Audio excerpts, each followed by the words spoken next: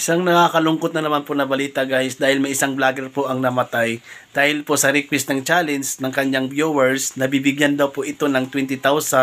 Kakainin lang po yung buto ng mga manok. Isang manok guys na mayroong mga buto-buto, yun po yung kinain ng vlogger na ito. Guys, hindi po kinaya ng kanyang bituka. Mga 2 days ago, namatay po siya dahil nagsusuka daw po ito. Masaklap lang mga ka-viewers, no? Dahil po yung 20,000 na in-accept niya po yung challenge na kakainin po yung buto, hindi namin po binigay ng isang viewers or isang supporters niya po or isang buzzer niya po guys, no?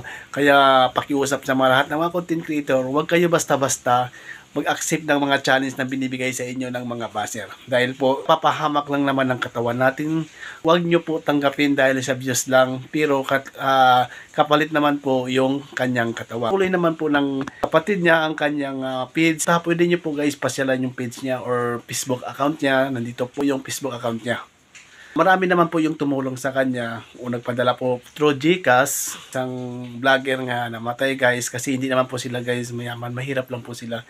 Kasi natin talaga maiwasan yung i-accept natin yung mga challenge, lalo na po bibigyan ka ng pera.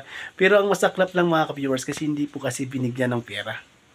Marami pa akong vlogger nga nakikita dyan yung humamon. Yung mga challenge nga nire-request sa kanya ng mga viewers niya, ina-accept niya po yun pero di lahat na challenge tanggapin nyo po. Kung buhay naman po yung kapalit. Kasi hindi po lahat ng mga challenge liligtas po tayo.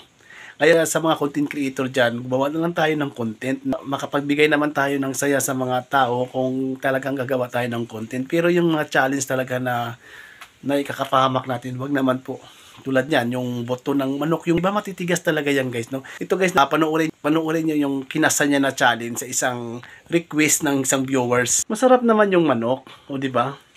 Kasi masyado talaga matulis yung buto ng manok eh. Masyado magsusugat-sugat yung bituka mo dun. Kaya payo ko sa mga vlogger dyan, huwag na po kayo mag-accept ng mga request ng mga tao dyan. Kunwari, bibigyan ka ng pera tapos i-accept mo yung challenge nila. Buhay naman katapat mo. Tulad niyan, di binigay yung pera na pinangako sa iyo, hindi nawala ka na. Sana maging aral ito sa mga vlogger na gusto sumikat or magka-views dahil lang po sa challenge na yan.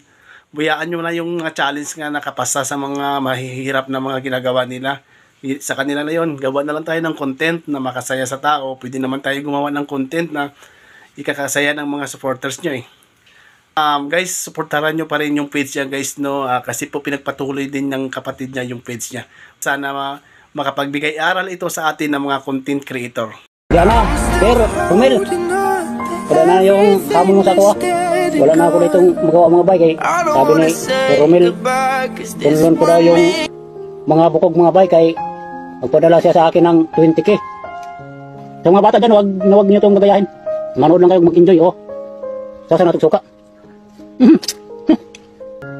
Wala matangtang ngipin ko sila sa bukog.